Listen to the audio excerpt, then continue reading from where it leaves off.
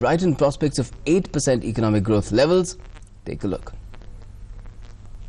Reinforcing its initial projection of good rainfall in this year's southwest monsoon season, the Indian Meteorological Department or IMD has projected an above normal rainfall in its long-range forecast update issued for the June to September 2016 period. Quantitatively, monsoon season rainfall for the country is likely to be 106% of the long period average.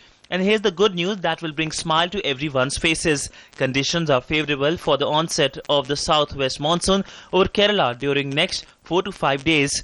समूचे देश के लिए monsoon ऋतु की वर्षा 106% दीर्घ अवधि औसत की तुलना में होगी. इसमें ±4% मॉडल त्रुटि है.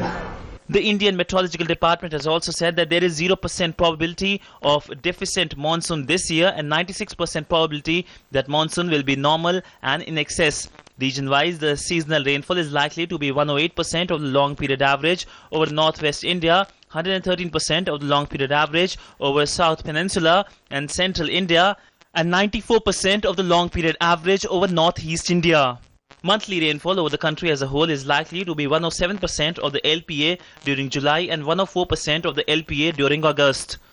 The IMD has also said that the El Nino phenomena, which has been the cause of weak monsoon for past few years, has turned neutral. So the wait is almost about to get over. The IMD has said the monsoon is about to hit the Indian landmass in just about 4 to 5 days, and it has also stuck to its prediction that it came out on the 12th of April that the monsoon this year will be between normal to above normal across the country. A bumper monsoon is likely to give boost to the economy in this financial year. The Indian economy grew by 7.6% in financial year 15-16, and with above normal monsoon forecast, this figure could rise above 8%.